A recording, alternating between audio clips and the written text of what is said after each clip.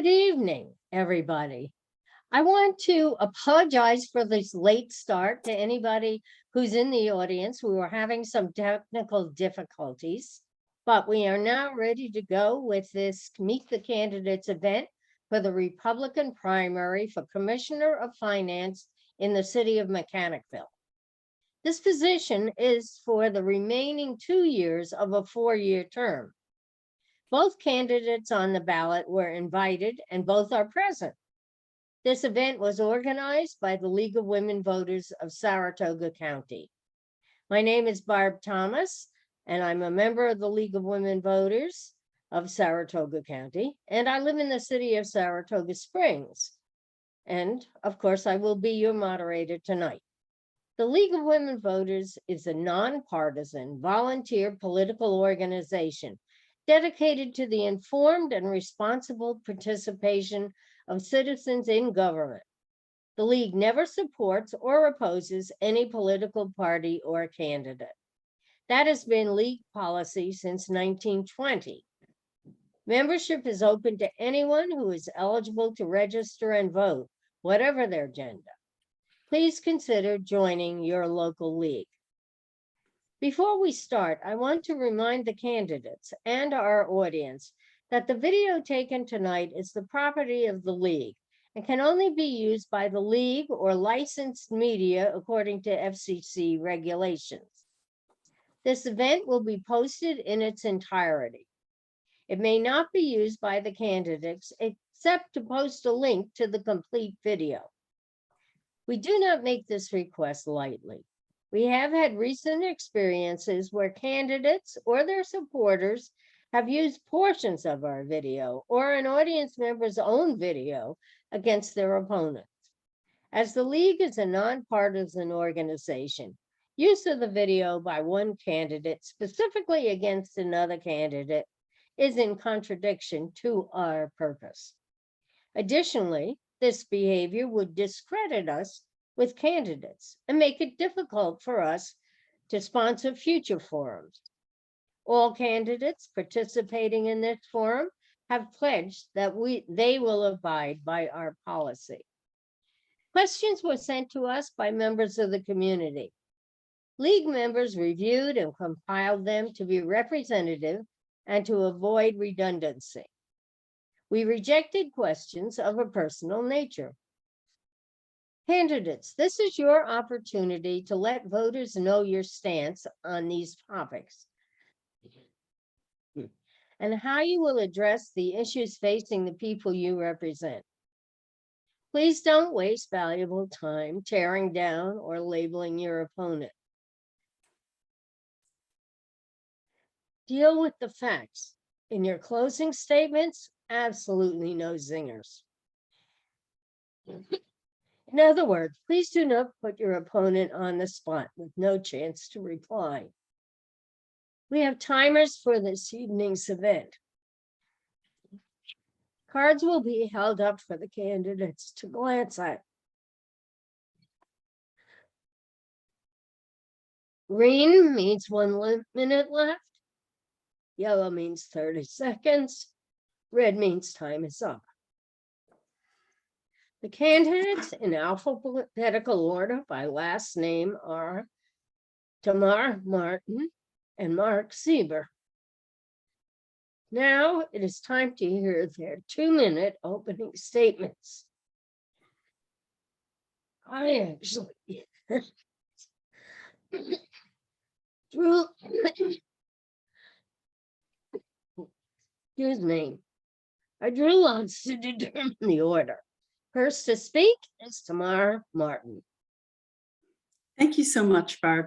And thank you to the League of Women Voters for allowing me this opportunity to get some information out to voters.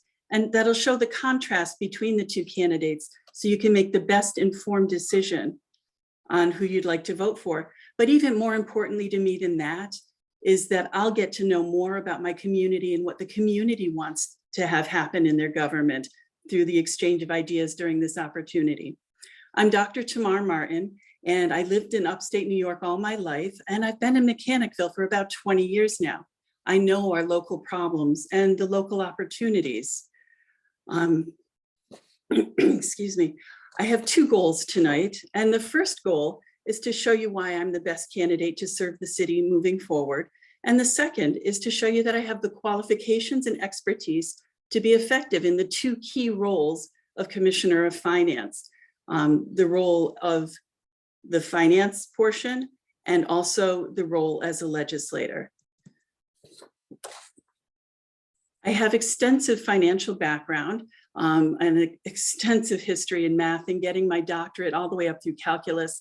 Accounting and double entry municipal accounting especially is not going to be a problem for me. I also have experience with budgeting and budget analysis, having done economic analysis for state agencies. And my goal has always been to look for the most cost-effective solution to help people. My pledge is to fix the broken budgeting process and getting what works best for the voters. Now, the second part is the legislative part. I have experience working for a state assemblyman, and I also have experience doing a doctoral rotation at the State Board of Pharmacy, only candidate to do so. I know how to read, implement, and write legislation, and I know how to answer constituents' concerns with compassion and caring and being responsible to them. Thank you very much. And now, Mark Seber. Hi, I'm Mark Seber. I'm currently the Commissioner of Accounts in the city of Mechanicville. I've been in that role for almost 12 years now. And I actually served the 1 year part-time when there was a vacancy as in an administrative capacity. We happen to have term limits in Mechanicville, and first 2 terms I served 2 terms and was term limited. So I did some administrative work for a while we had a vacancy for a year while we had vacancy in the accounts department. I also served 14 years on the Mechanicville school board. I've been in Mechanicville for now 48 years. I have 4 kids. I have 3, proud to say, 3 granddaughters. I think as I've gone, I'm very proud of my service with the city. I love this city, and I think we have we've come a long way, and I think there's a long way to go. And I think I would like to be part of that. Things I've done over my career in city politics is I've the Commissioner of Accounts is also the tax collector. I've collected over $2 million in back taxes. I've administered over $20 million in state and federal grants. I've administered grants that help homeowners fix their houses. I've administered grants that have small businesses get both grants, and we have a 0 interest loan program for the United States Department of Agriculture. So I'm very proud of the way I've managed this 12-year career. My office, the accounts office, does work very, very closely with the finance department and the finance commissioner when there's one in office. And I'm very, very familiar with how it operates, how it should operate. And I think I would certainly lend a lot of experience and expertise if I were elected. Thank you. Okay, thank you. Now it's time for questions. The candidates have up to 1.5 minutes to respond to questions. And the candidates aren't required to respond, so they can pass if they want. They also have 2 chances to extend their remarks by requesting an additional 1 minute. Just hold up your hand and say extra minute if you want to do that.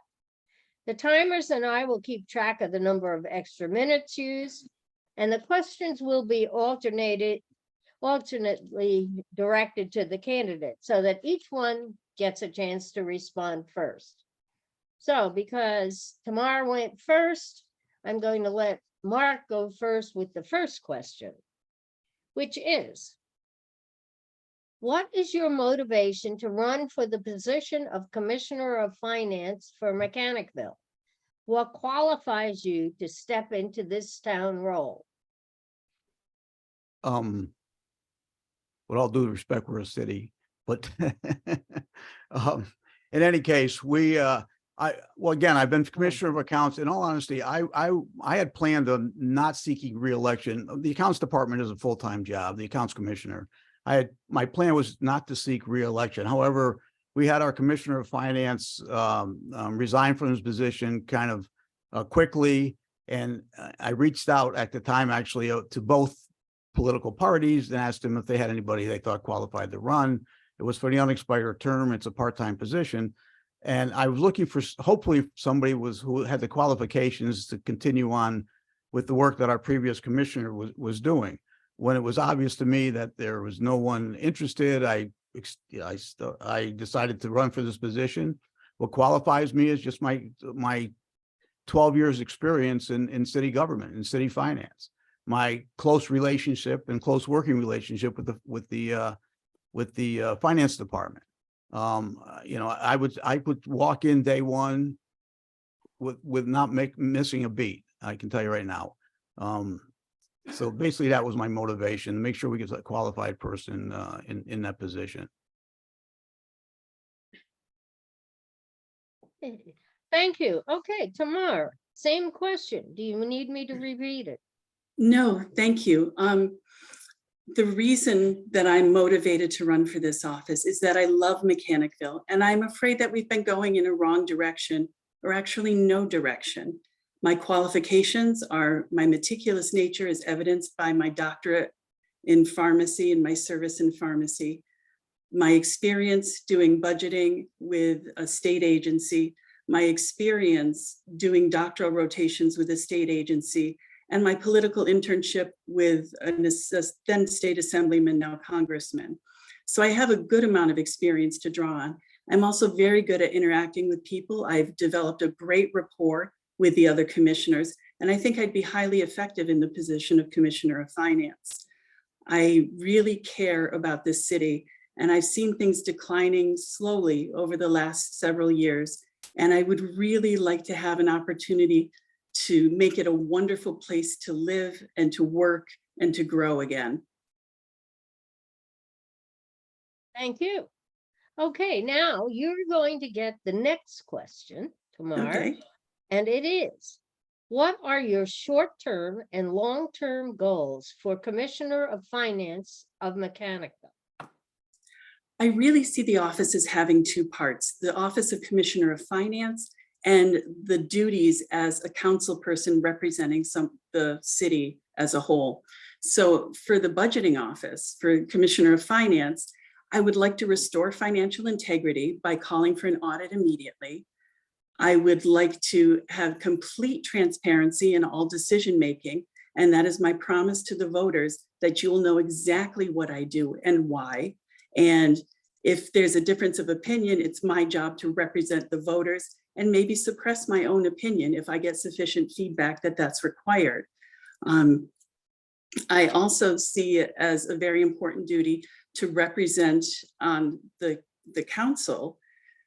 We don't have a direction now. We don't have a plan that we're following, and we're very reactive and not proactive.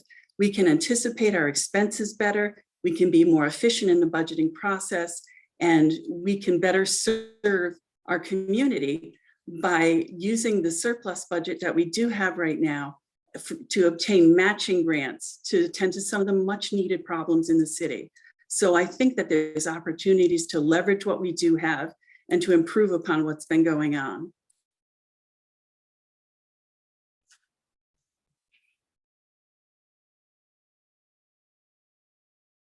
I'm sorry, you sound kicked out for a minute.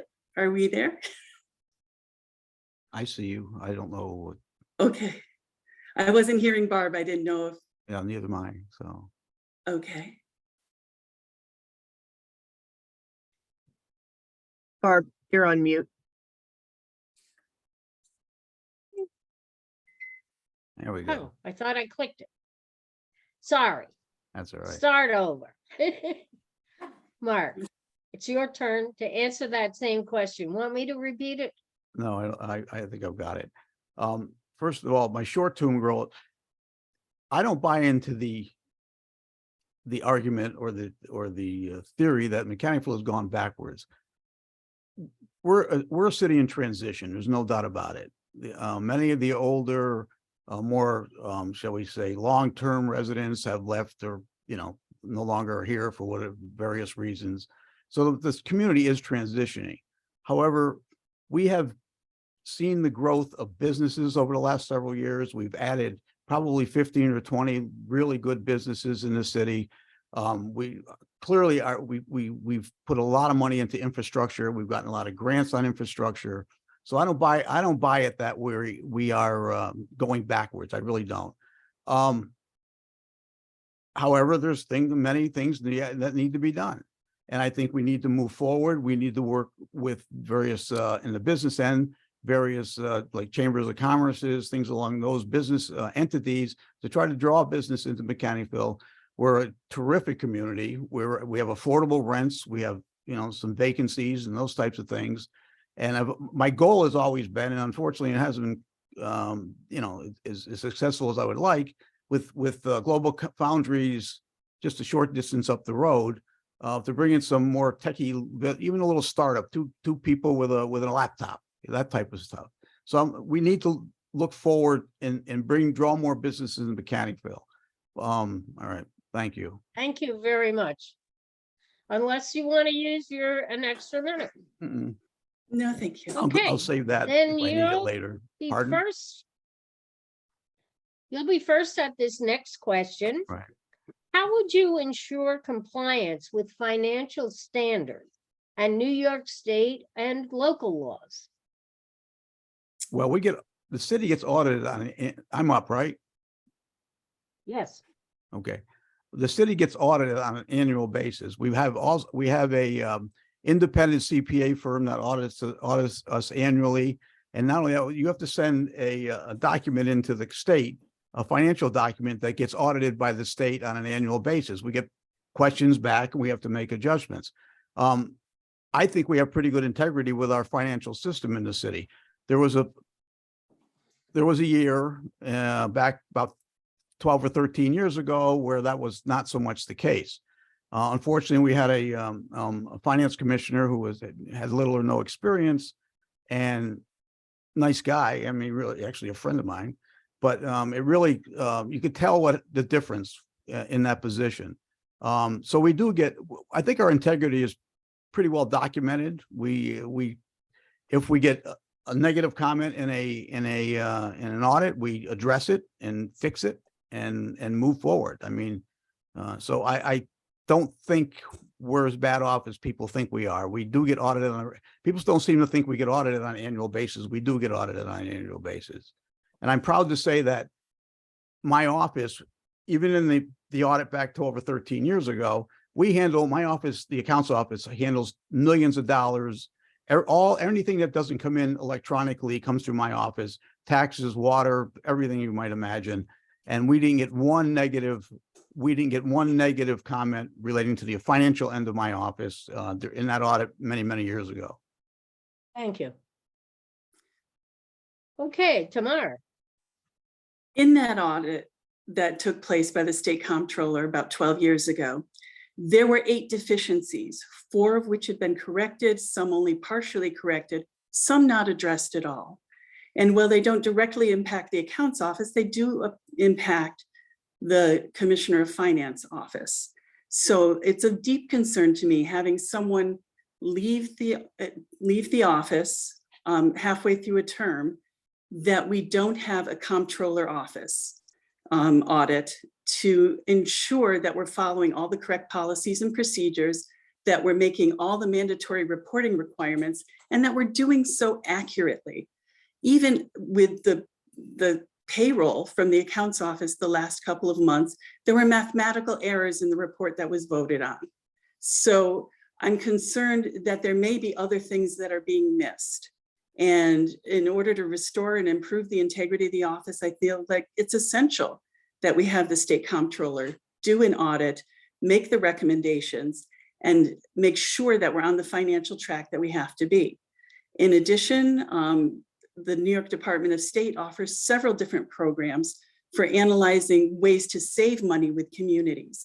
And we need to have that audit as a baseline in order to get the state help that'll help us move forward and leverage our opportunities to improve services in Mechanicville.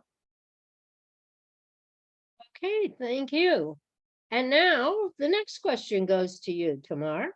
Okay. what are the key practices for developing an effective budget? Oh my goodness. The number one thing that we have to do is communication. That is the key practice for developing an effective budget. And we also need to start the budget process earlier.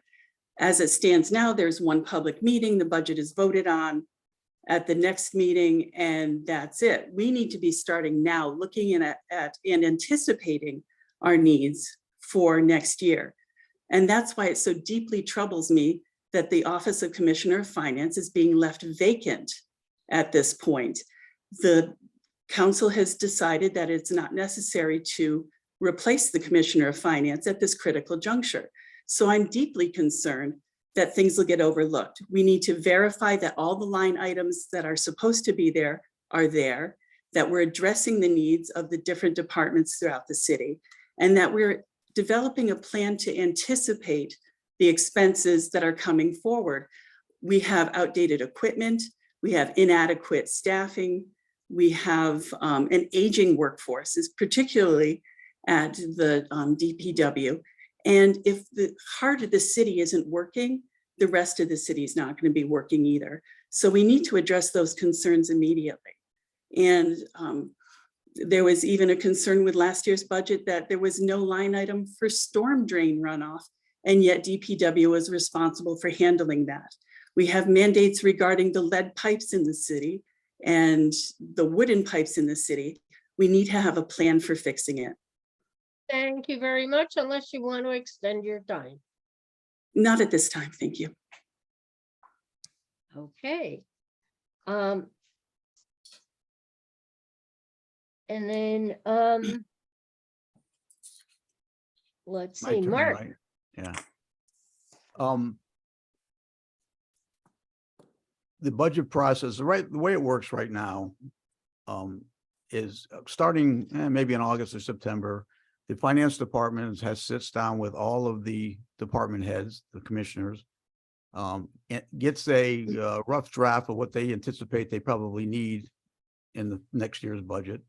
And then as the budget process progresses through the fall and gets more intense, shall we say, in probably October, November, those numbers are refined. There is a tax rate that most city council members would like to achieve. So with that in mind, you manipulate the budget, you move the budget around, you make changes.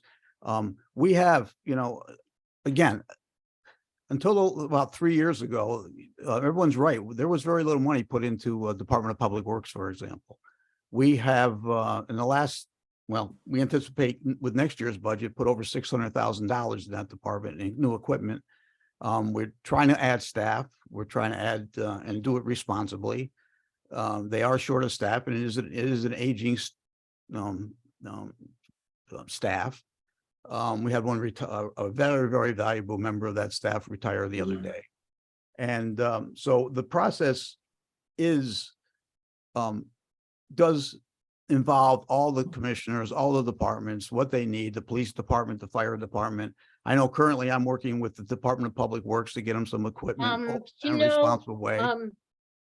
Okay. You're way over time. I am? You Oh, want I'm to sorry. I use just saw some the extra sign. time? No, I'm sorry. I'm done. Okay, then the next question goes to you, Mark.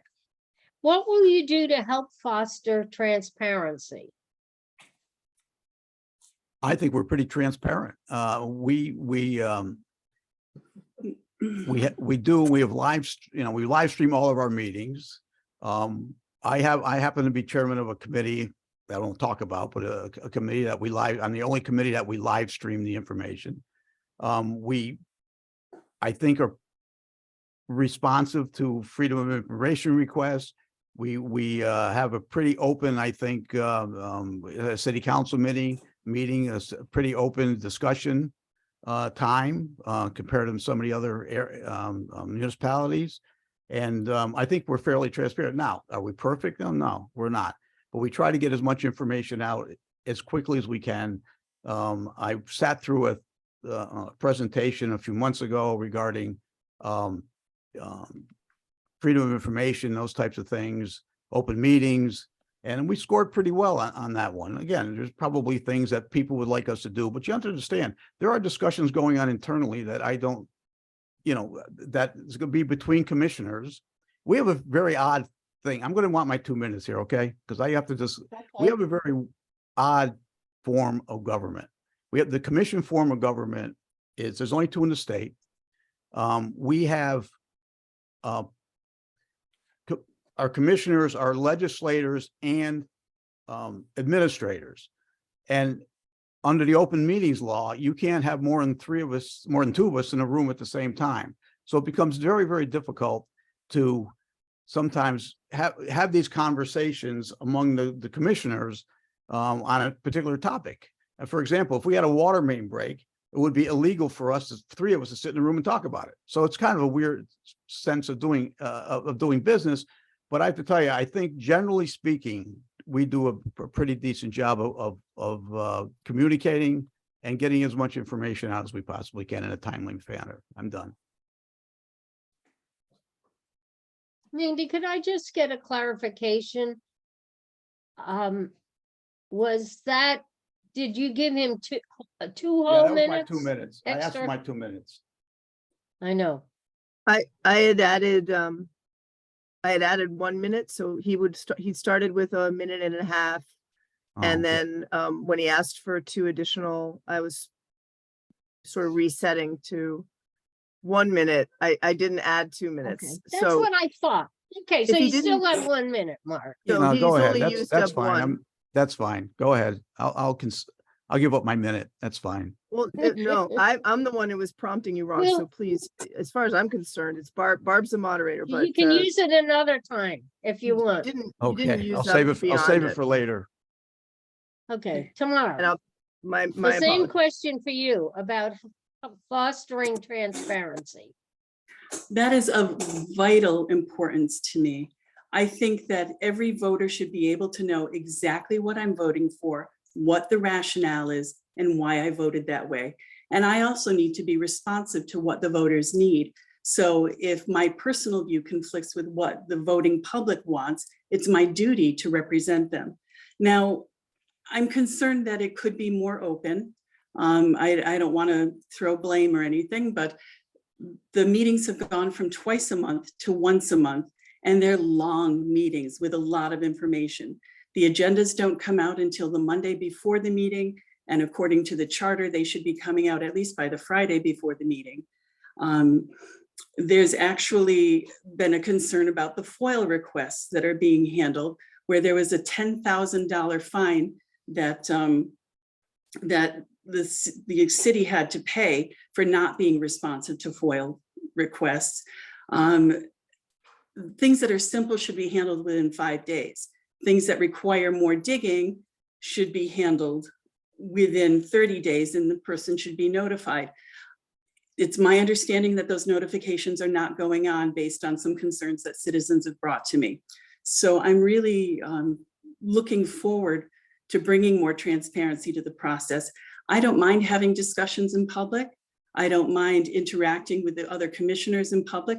And yes, I will say some things that maybe people don't like, but that's the only way to get their feedback and to find out what the voters really want.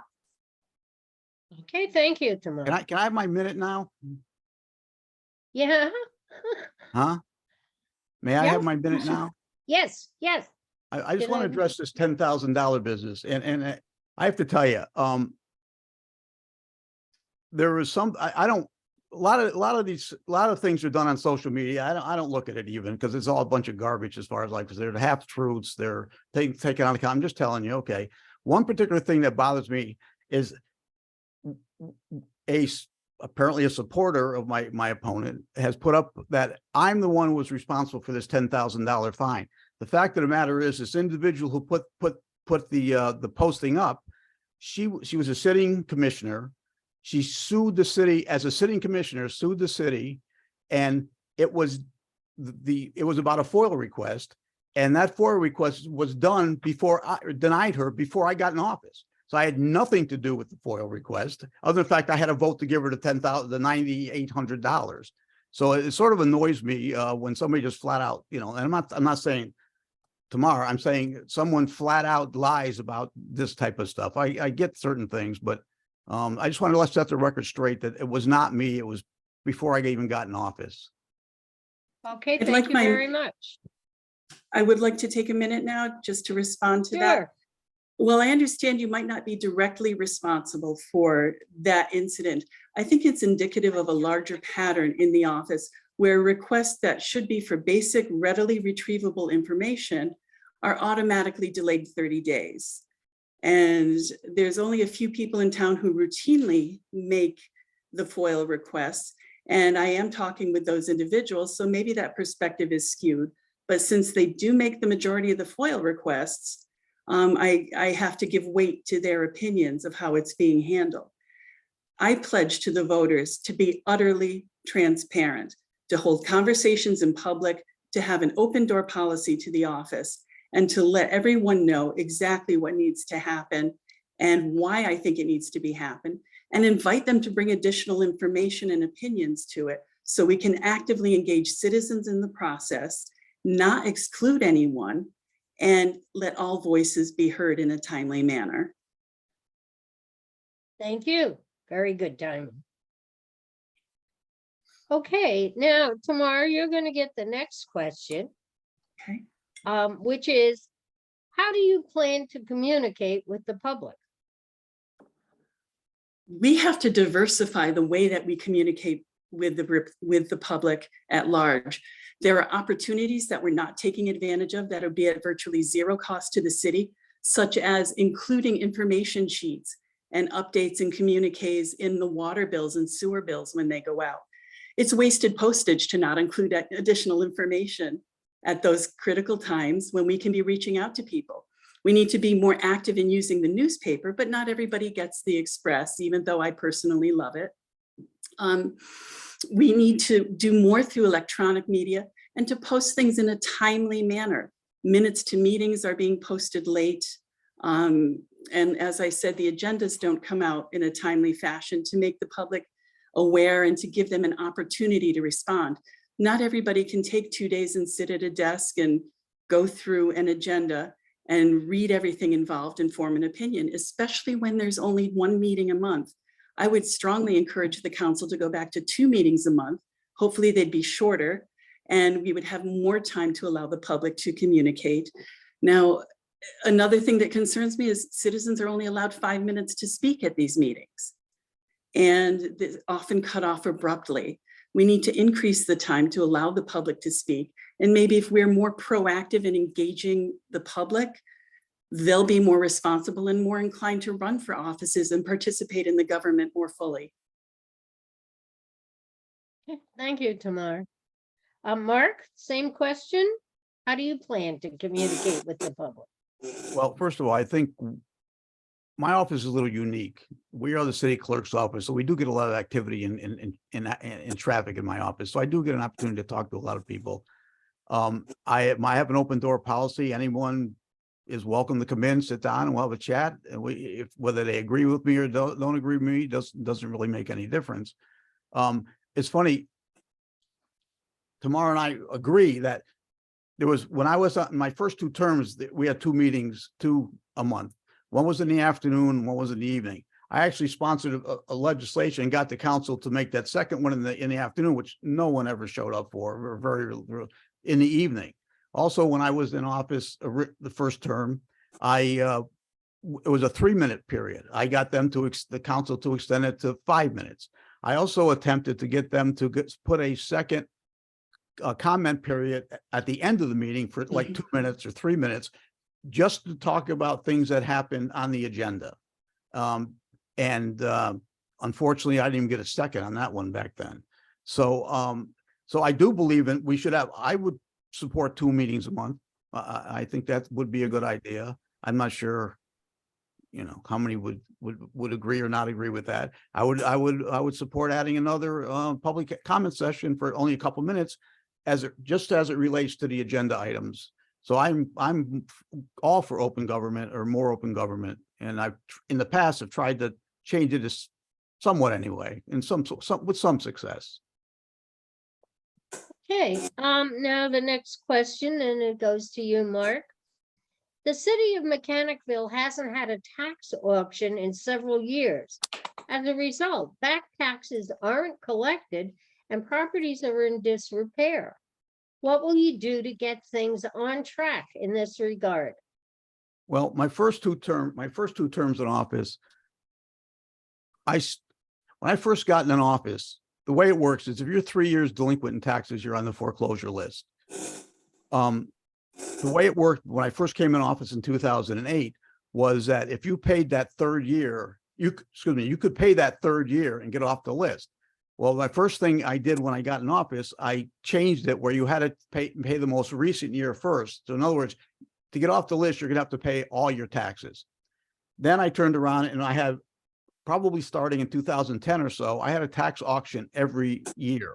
Again, I've collected over $2 million in back taxes doing that way.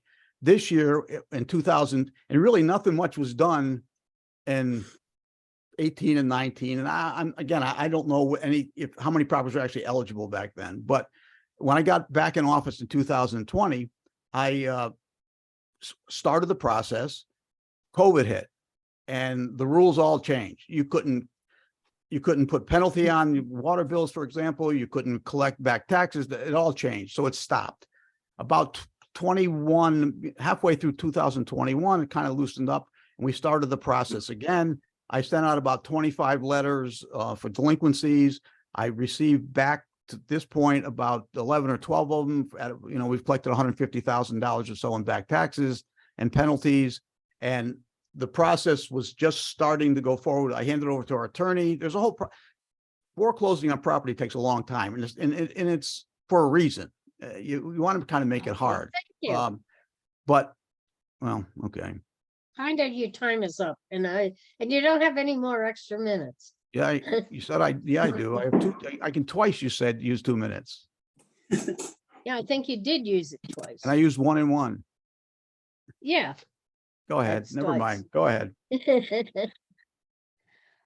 Tamar, do you want to answer that question about the back tax auctions? I think it's important that we proceed with that because those buildings that aren't being utilized are a blight on the city, and that we follow all the legal and regulatory requirements in order to do that. One of the things that deeply concerns me, though, is that there's a lot of city properties, that city-owned properties that look shabby, and I don't know their tax status, but they certainly are ready to be condemned. And I'm concerned that the city is not setting a good example for the citizenry. It's been a rough couple of years with COVID, and people are really, really struggling trying to get back on their feet. So it's important to be compassionate, but at the same time to be firm as far as what's expected and what's required, and making plans to collect on that. I applaud Mark for the work that he's doing to collect those back taxes, but I think that there's more that can be done. After somebody is in foreclosure, for example, are there services that we can offer to help educate that person to avoid foreclosure in the future? Are there other programs or grants that we can help them apply for? It's a little bit of hand-holding, but in a very small community, we have to take care of our neighbors. And that's it. Thank you. The next question is, what should be your office's online presence? Would you consider having a public email? And what information should be posted online? And the first person to answer that will be Tamar. Okay, I really believe in the power of electronic media, even though the demographics of the city don't always seem to be those folks who have access to electronic media, but our library is a wonderful resource for that. I think that everything that can legally be posted should be available online. I would absolutely want to have a public email, as well as to have a phone number that's available to the public to improve connectivity and to improve my responsiveness to the community. I think that it's really an issue that we're not reaching out more to the citizenry. They deserve to have their voices heard and respectfully heard, and they deserve to be received well, treated with respect, and to speak their piece no matter whether they agree with the commissioner or not. We need to be receptive to that. But I absolutely think that the importance of using all available technologies and medias to get as much information out as possible is vital to the well-being of our city. If we hope to attract young families, which is really an area of our city where we don't have a lot of growth, and we'd like to have more stable families moving into our area, we need to make it as attractive and as easy as possible for those folks to get information. And that's it. Okay, and Mark, want to hear the question again? There is a public email on our website because I get them frequently. But we could do a better job. We probably can do a better job utilizing our website and putting up information. And, we've got a very small staff and they have other responsibilities, and we have someone and I don't want to make excuses, but sometimes things get lost in the shuffle. So yeah, I think we could do a little bit a better job communicating through the city's website, and things,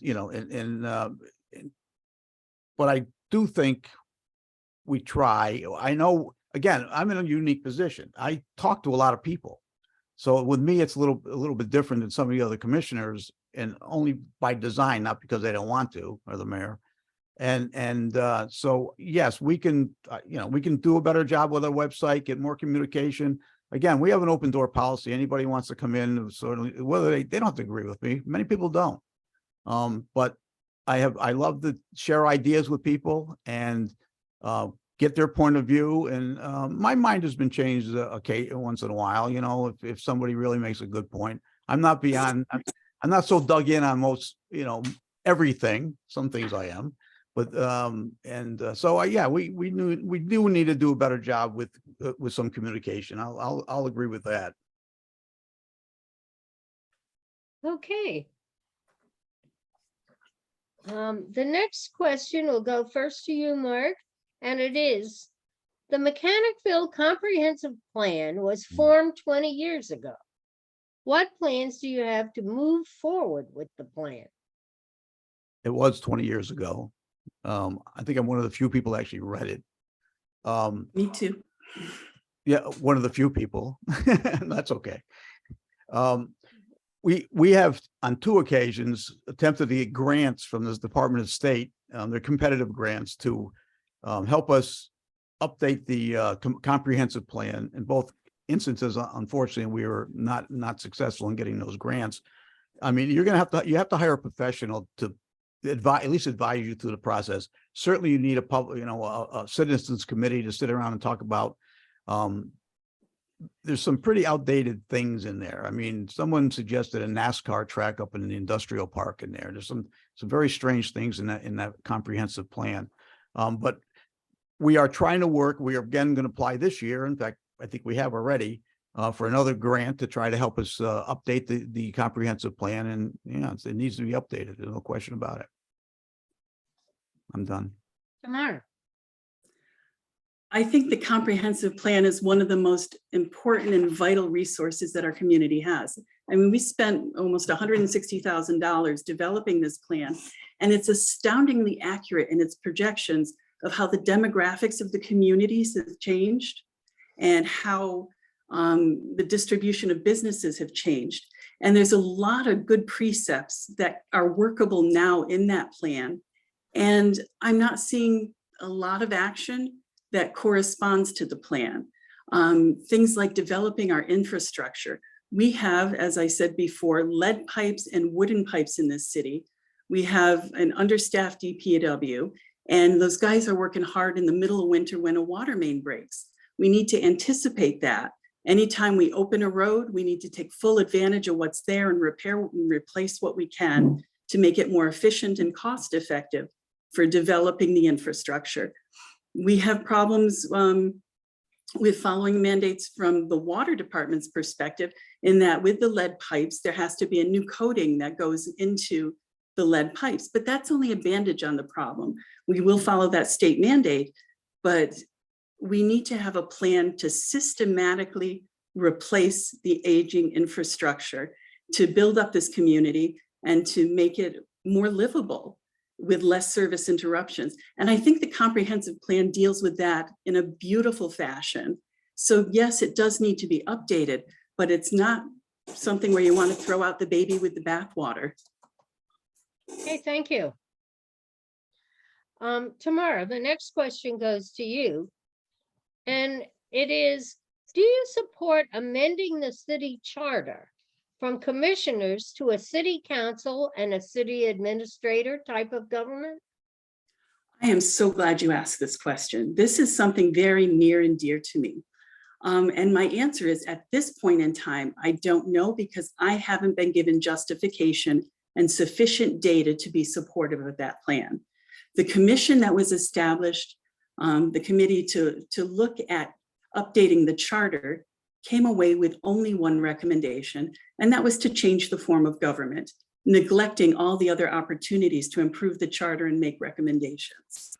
Now, that may be a good thing, it may not be. But what I do know is that New York State offers free services to help communities consolidate to save money, to review the form of government, to suggest ways to transition effectively if a new form of government is indicated. And these are all professionals who've done this before, who work with all the communities of New York State. So I don't understand why these free resources that are not grant-based and not something you have to apply for, but just simply request, were not utilized. It may be a good idea, it may not. I think the commission form of government works very well when you have a good rapport between commissioners and you're talking to each other and working together for the good of the city. And communication problems can easily disrupt that. I don't think at this point in time that changing form of government should be our priority. It should really be focusing on what we have to do to fix our charter and make the city work.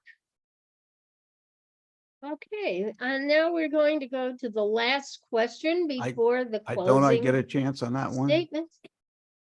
Oh, Oh, yes. sure. Yes, Yes, you well, the can. answer to your question is, yes, I am very, very much in favor of changing the form of government in Mechanicville. I have been for years. I just chaired a committee that has been meeting for 18 months, myself and 8 citizens from the city, who's reviewed the charter, looked at different kinds of government, spoke with employees, spoke with former commissioners, spoke with business people in the community, spoke with anybody they could speak with, quite frankly, and they unanimously came up. We passed a resolution at our last committee meeting to recommend to the city council that they allow the charter change from the current commission form of government to a city council, city administrative form of government on the next ballot. It needs to be voted on. It's a major charter change. There are 2 commission form of governments in the state, us and Saratoga. People are not rushing to get into commission forms of government. I've worked in this form of government for 12 years, well, 13 years actually.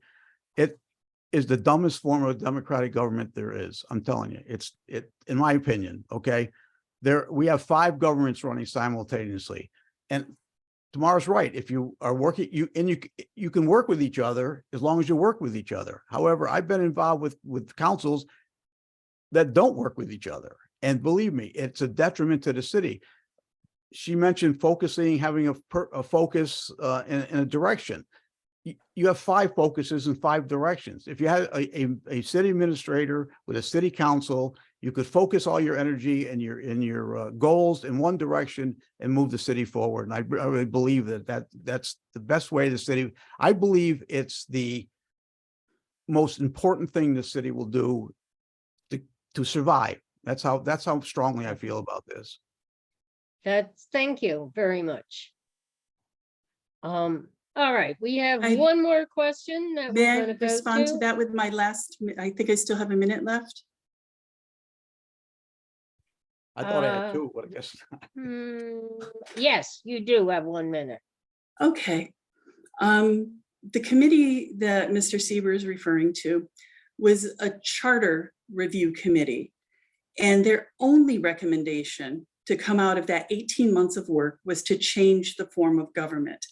I would challenge all commissioners to take a closer look at the issues that we're facing right now and work within the system and the powers that you have to work together to be effective and to make change.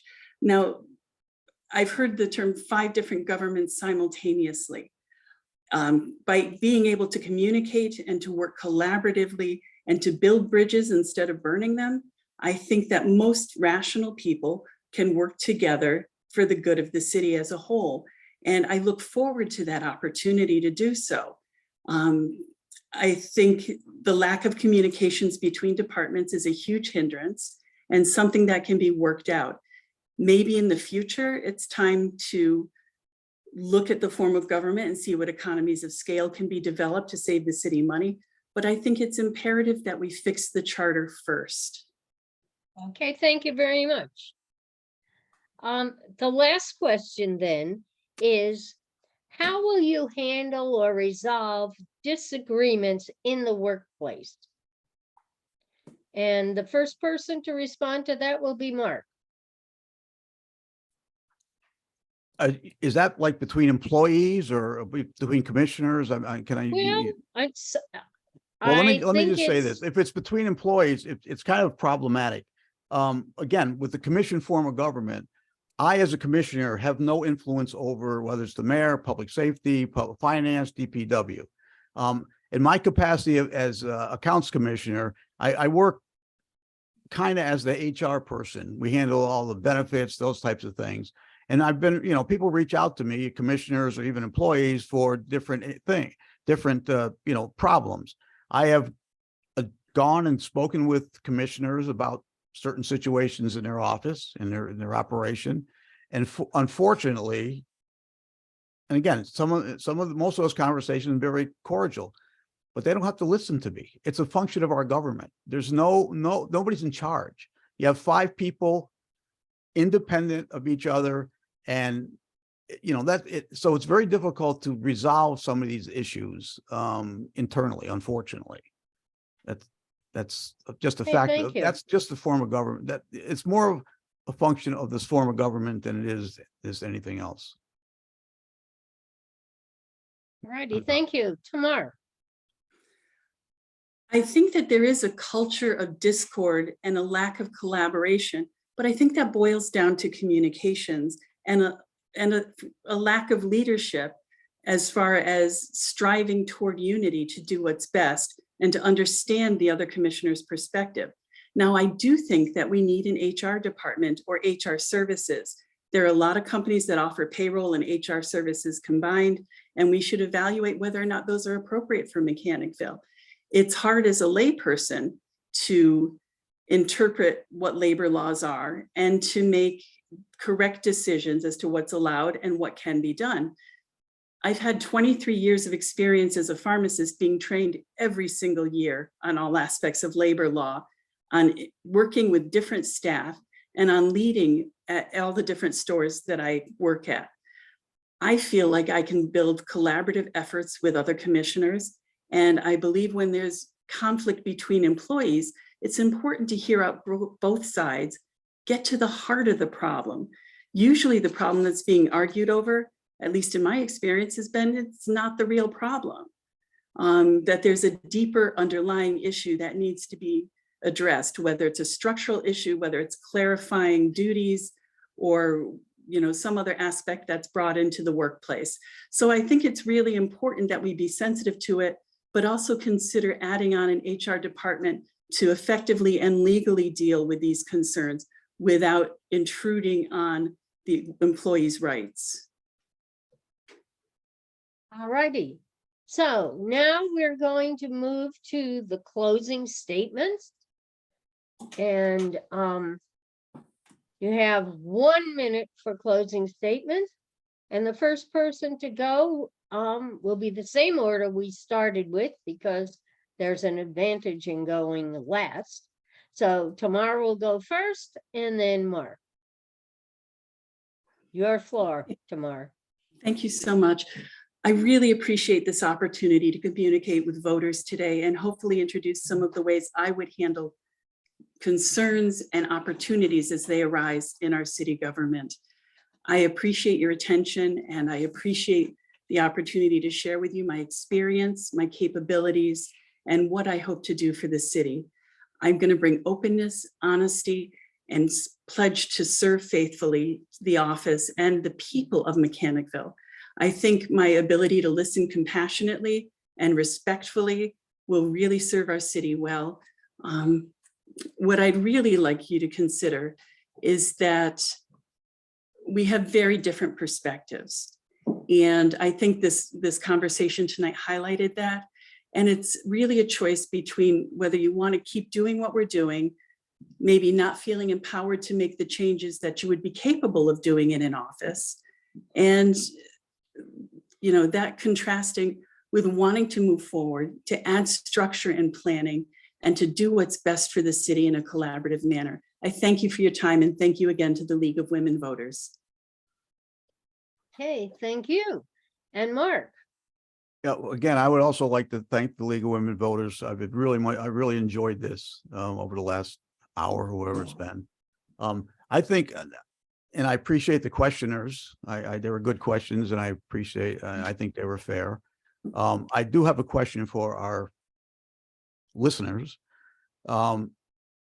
If you had a business, any business, and you had a job opening that you wanted somebody who could start day one, and you had two applicants, one with 40 years experience in your industry, over 12 years experience in the job you're looking for, or someone who, quite frankly, hasn't had any experience in this form of government, and really didn't show any interest in your industry until they decided they wanted the job. I think the choice is very clear, and you know, I just think my experience, be able to work day one, I think is very important, and is something that we can will take the city will have to their advantage. And Thank again, I you want to very thank much. again, I want to thank you for hosting this. Okay, I wanted to say something to the audience. This race is a primary election to determine who will appear on the ballot in November on the Republican line. Only those who were enrolled in the Republican Party are eligible to vote in this primary election. And I encourage all those eligible to vote to get out and actually vote. Early voting starts June 17th, and election day is June 27th. Again, thank you to the candidates. So refreshing when the candidates are really open about their viewpoints and make it easy, I think, for the public to see differences between them. And I would certainly want to thank the audience for taking the time to learn about the candidates. Thank you and good night.